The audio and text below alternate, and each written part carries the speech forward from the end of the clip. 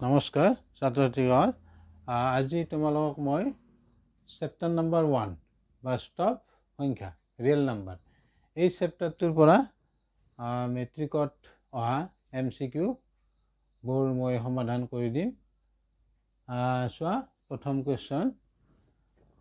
তলৰ বাস্তৱ সংখ্যাৰ কোনটো নিৰৱধি পৌনঃপুনিক? আৰু এই কোৱেশ্চনটো আহিছে 2015 হৈ যোৱা মেট্ৰিক পৰীক্ষাত। চোৱা তলৰ বাস্তৱ সংখ্যাৰ কোনটো নিৰৱধি পৌনঃপুনিক? প্ৰথম তুমি পৌনঃপুনিক মানেনো কি জানিব লাগিব। পৌনঃপুনিক হ'ল এটা সংখ্যাক, যেনে আমি এটা উদাহৰণ লওঁ, এটা সংখ্যাক আন এটা সংখ্যাৰে হৰণ কৰিলে যদি একেটা সংখ্যাই পুনৰাবৃত্তি ঘটে, ইয়াতে কি হ'ব 0.3 এনেকৈ 3 ওলাই থাকিব। তেতিয়া আমি ইয়াক লিখিম 0.3 বাৰ। এটা সংখ্যাক আন এটা সংখ্যাৰে হৰণ কৰিলে ভাগফল যদি পুনৰাবৃত্তি হৈ থাকে, অৰ্থাৎ একেটা সংখ্যা ওলাই থাকিব পাৰে, নাইবা কেইটামান সংখ্যাৰ গোট একোটা পুনৰাবৃত্তি হ'ব পাৰে, তেনেকুৱা সংখ্যাক আমি কি বুলি ক'ম? পৌনঃপুনিক সংখ্যা। তাক আমি কি বুলি ক'ম? নিৰৱধি পৌনঃপুনিক। অৰ্থাৎ নিৰৱধি কিয় হ'ল? এই 3 তোমাৰ হৰণ কৰিলে, একক 3ৰে হৰণ কৰি থাকিলে 3 ওলাই থাকিব, তুমি আৰু শেষ কৰিব নোৱাৰা। সেইকাৰণে ইয়াক ক'ব নিৰৱধি পৌনঃপুনিক। সাৱধি নহয়। সাৱধি মানে হ'ল 2 ঘৰ বা 3 ঘৰত দশমিক শেষ হ'ব, এইটো শেষ নহয়, অসীম পৌনঃপুনিক। নেক্সট আৰু এটা উদাহৰণ লওঁ, 1/7। 1ক তুমি 7ৰে হৰণ কৰিলে তুমি পাবা 0.142857। নেক্সট আৰু ষ্টাৰ্ট হ'ব 1428557 এনেকৈ যাব। চোৱা এই সংখ্যাৰ গোট এইকেইটা 1428557, নেক্সট আৰু 1428557, নেক্সট আৰু আৰম্ভ হ'ব। এই কেইটা সংখ্যাৰ গোটটো কি হৈ থাকিব? পুনৰাবৃত্তি হৈ থাকিব। সেইকাৰণে ইয়াক ক'ম আমি নিৰৱধি পৌনঃপুনিক। আৰু ইয়াতে আমি লিখিম এনেকৈ 1428557, ইয়াতে তুমি বাৰ দিম। যেইটা সংখ্যা ওলাই থাকিব সেইকেইটাক আমি বাৰ চিন দি লিখিম। ইয়াকে ক'ব নিৰৱধি পৌনঃপুনিক। ক'লা বুজি? এতিয়া আমি চাম কোনবোৰ নিৰৱধি পৌনঃপুনিক হ'ব আৰু কোনবোৰ সাৱধি অৰ্থাৎ পৰিসমাপ্ত। তুমি মনত ৰাখিব লাগিব, যিবোৰ সংখ্যাৰ হৰত 2 থাকে, অকল 2, অৰ্থাৎ যিবোৰ সংখ্যাৰ হৰত থকা সংখ্যাটোৰ তুমি মৌলিক উৎপাদক বিশ্লেষণ কৰি যদি অকল 2 পোৱা, নাইবা 5, নাইবা 2 আৰু 5ৰ পূৰণফল, নাইবা তোমাৰ কি হ'ব পাৰে 2ৰ ঘাত পূৰণ 5ৰ ঘাত, ইয়াতে কিবা এটা নাম্বাৰ হ'ব আৰু mn ধনাত্মক সংখ্যা। তেতিয়া এই নাম্বাৰবিলাক যদি এনে আৰ্হিত আমি পাওঁ হৰটোৰ মৌলিক উৎপাদক বিশ্লেষণ কৰাৰ পিছত, তেতিয়া সেই সংখ্যাবোৰ কি হ'ব? তাৰ দশমিক বিস্তৃতিটো পৰিসমাপ্ত হ'ব, সাৱধি হ'ব, নিৰৱধি নহয়। যেনে চাব পৰা এটা, এইটো হ'ব কি 0.5, ঘৰত শেষ হ'ল। এইমাত্ৰ পালা তুমি 1/3, এটি কি হ'ব 3 এনেকৈ যাই থাকিব, 3 পাই থাকিবা। এটো কিন্তু আমাৰ 11তে শেষ হ'ল কিয় হৰত 2 আছে তেনেকৈ তুমি চাব পাৰা আৰু 1/5 কি হ'ব 0.2 11ত শেষ হ'ল কি বুজিবলৈ আমি হৰত যদি 2 থাকে নাইবা মৌলিক সংখ্যা 2 থাকে নাইবা 5 থাকে তেতিয়া তোমাৰ কি হ'ব দশমিক বিস্তৃতিটো পৰিসমাপ্ত হ'ব ভালো বুজি আৰু 2 নাইবা 5 এই মৌলিক সংখ্যা দুটাৰ বাহিৰে যদি বেলেগ থাকে তেতিয়া তাৰ দশমিক বিস্তৃতিটো কি হ'ব নিৰৱধি পৌনঃপুনিক যেনে 1/7 1/3 এইবিলাক হ'ব নিৰৱধি পৌনঃপুনিক গতিকে তুমি বুজি পালাই অপচন কোনটো হ'ব এ √3 আছে গতিকে √3 এটা অপৰিমেয় সংখ্যা ইয়াক আমি p/q আৰিত লিখিব নোৱাৰো কিয় ই এটা অপৰিমেয় সংখ্যা ইয়াক আমি দুটা অখণ্ড সংখ্যাৰ ভাগফল হিচাপে প্ৰকাশ কৰিব নোৱাৰো তাৰ পিছত পাইকো আমি নোৱাৰো p/q আৰিত লিখিব নোৱাৰো তাৰ পিছত আমাৰ অপচন হ'ব সি এইটো কিয় হৰত কি আছে 7 আছে গতিকে ই নিৰৱধি পৌনঃপুনিক হ'ব এইটো নহয় কিয় নহয় 1 2 5 ইয়াক আমি লিখিব পাৰিম হৰটোৰ মৌলিক উৎপাদক বিশ্লেষণ কৰিলে পাবা তুমি 5 কিউব গতিকে হৰত যদি কি থাকে হৰত থকা সংখ্যাটোৰ তুমি মৌলিক উৎপাদক বিশ্লেষণ কৰিলে যদি কি পোৱা 2 মৌলিক সংখ্যা 2 নাইবা 5 থাকিলে তেতিয়া কি হ'ব ইয়াৰ দশমিক বিস্তৃতিটো কি হ'ব পৰিসমাপ্ত সীমিত হ'ব তে হ'ল আমাৰ এনসাৰ 1টো পালো এটি হ'ল নেক্সট √7 এটা অখণ্ড সংখ্যা পৰিমেয় সংখ্যা মৌলিক সংখ্যা অপৰিমেয় এটি অপৰিমেয় তোমালোকে জানাই ৰুট থাকিলে হি অপৰিমেয় হ'ব ইয়াক আমি p/q আৰিত প্ৰকাশ কৰিব নোৱাৰো আৰু এনেকৈ থাকিলে √4 ই পৰিমেয় কাৰণ 4 আমি বৰ্গমূল পাওঁ 2 তে পালা বুজি নেক্সট আছে আমাৰ কোৱেশ্চন যদি লসাগু 91,26 ইকুৱেল দিয়া আছে 182 হলে গসাগু কি হ'ব সুধিছে এই কোৱেশ্চনটো হৈছে 2016ত এইটো আৰু ইয়াৰ আগৰটো আহিছে 2015ত এইটো 15ত তে এটি কি হ'ব আমাৰ এটা উপপাদ্য আছিল থিওৰি এটা আছে সূত্ৰ এটো হ'ল আমি লসাগু LCM বুলি কওঁ আৰু গসাগু HCF lowest common multiple আৰু এটো হ'ল highest common factor তে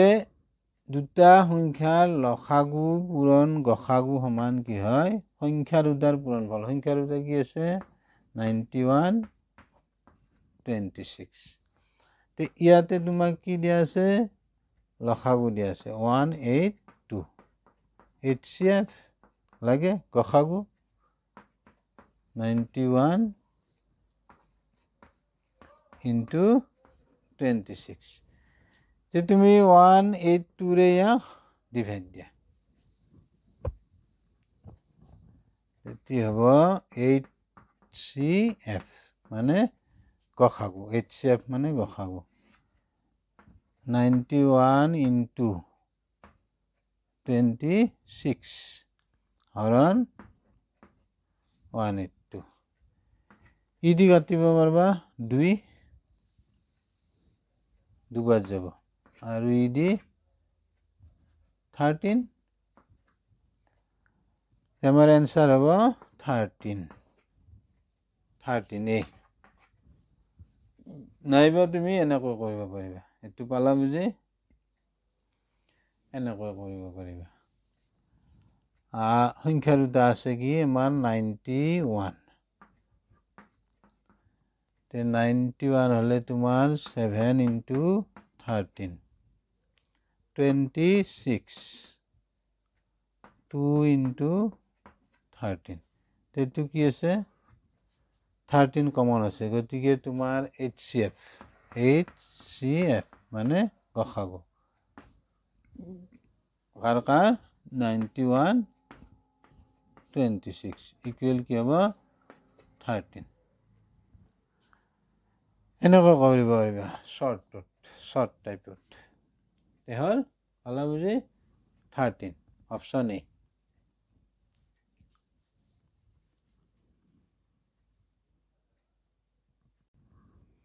নেক্সট কোৱেশ্চন চোৱা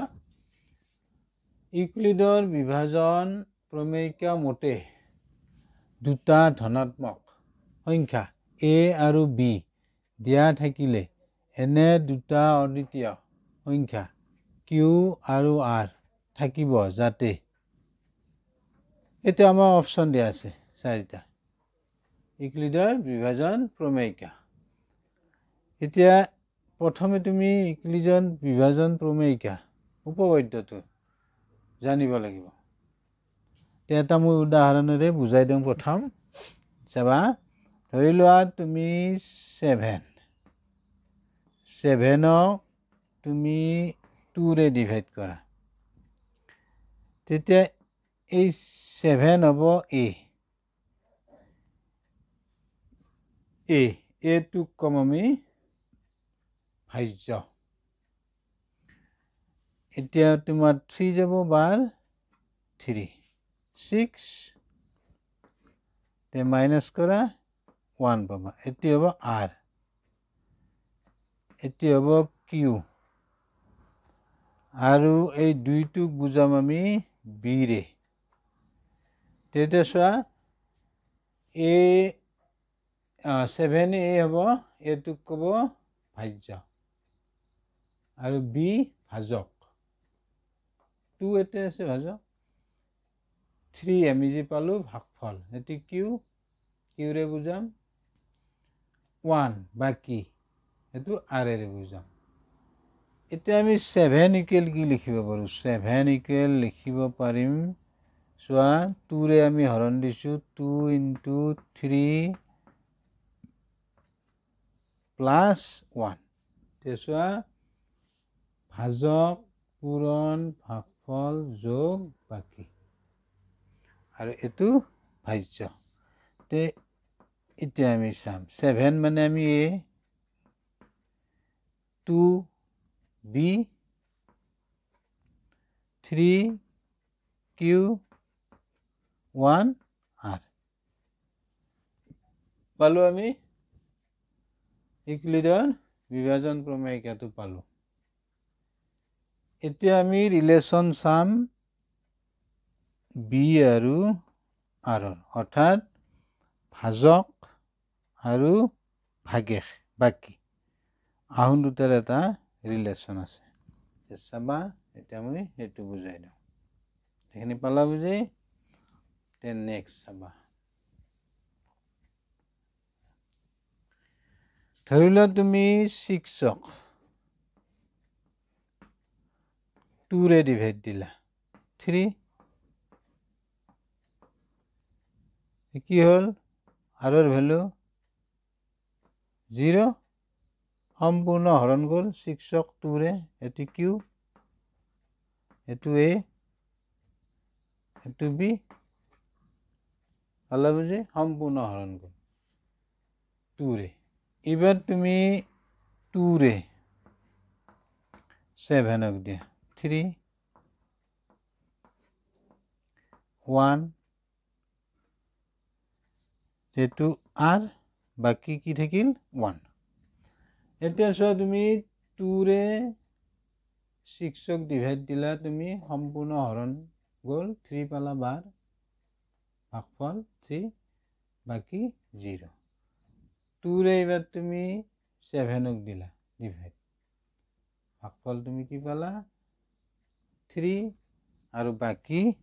1 অৰ্থাৎ 2ৰে যদি তুমি কোনো সংখ্যাক হৰণ দিয়া যদি 2ৰে সম্পূৰ্ণ হৰণ যায় তেতিয়া কি হ'ব বাকি 0 আৰু যদি সম্পূৰ্ণ হৰণ নাযায় তেতিয়া বাকি থাকিব 1 ইয়াৰ পৰা আমি বুজি পালো 2ৰে কোনো সংখ্যাক হৰণ দিলে ভাগফলটোৰ 2ৰে কোনো সংখ্যাক হৰণ কৰিলে তাৰ ভাগেশ সম্পূৰ্ণ হৰণ গলে কি হ'ব 0 আৰু সম্পূৰ্ণ হৰণ নগলে ভাগেশটো 1 হ'ব 2ৰে ডিভাইড দিলে 1 হ'ব অৰ্থাৎ ভাগেশ আৰৰ মানটো ভাগেশ কেতিয়াও ভাজকতকৈ ডাঙৰ হ'ব নোৱাৰে অৰ্থাৎ এইটোতকৈ এইটো 1টো সৰু অৰ্থাৎ ভাজকতকৈ বাকি সদায় কি হ'ব সৰু কম হ'ব তে এইখিনিৰ পৰা আমি বুজি পালো আৰৰ ভ্যালুটো 2ৰে ডিভাইড দিলে কি হ'ব আৰৰ ভ্যালুটো কি হ'ব পাৰে 0 হ'ব পাৰে আৰু কি হ'ব পাৰে ছয়টো এই দুটাৰ পৰা পালো তে আৰৰ ভ্যালু এই দুটাৰ ক্ষেত্ৰত আৰৰ ভ্যালু কি হ'ব পাৰে 0 হ'ব পাৰে আৰু 0তকৈ ডাঙৰ কিন্তু ভাজকতকৈ সদায় সৰু হ'ব অৰ্থাৎ 2 যদি ভাজক হয় তেতিয়া বাকি আমাৰ কি হ'ব 0 হ'ব পাৰে নাইবা 1 হ'ব পাৰে ভাজক যদি 2 হয় কোনো সংখ্যাক 2ৰে হৰণ দিলে ভাজক কি হ'ব পাৰে 0 হ'ব পাৰে নাইবা 1 হ'ব পাৰে ভালো বুজি গতিকে ইয়াৰ পৰা এটা আমি লিখিব পাৰিম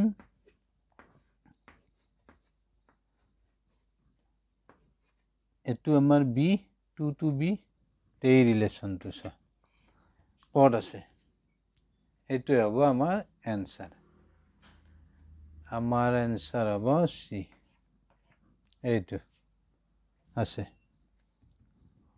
ভালো বুজি এই বিৰ ভ্যালুটো আমি এতে 2 লৈছো গতিকে আমি এতে b লিখিলো ভালো বুজি ঠিক আছে আৰু 3ৰে হৰণ কৰিলে তোমাৰ ভাগে কি হ'ব কোনো সংখ্যাক যদি 3ৰে হৰণ দিয়া তুমি সম্পূৰ্ণ হৰণ কৰিলে কি হ'ব 0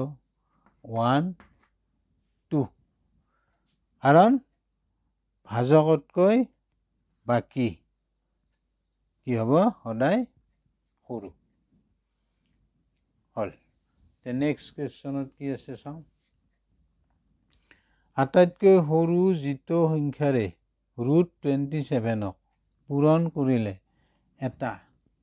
পৰিমেয় সংখ্যা পোৱা যাব সেই সংখ্যাটো হল বুজিছে आंसरটো তোমাৰ কোৱেশ্চনটোতে আছে যে আটাইতকৈ সৰু যিটো সংখ্যা তে এই কটা সংখ্যাৰ আটাইতকৈ সৰু কাই সৰু হ'ব √3 এটো आंसर এটা পূৰণ দিছো √27 into √3 তে √27ক তুমি লিখিব পাৰিবা এটো ইয়াৰ পৰা লিখিব পাৰিবা এটো তোমাৰ 3 √3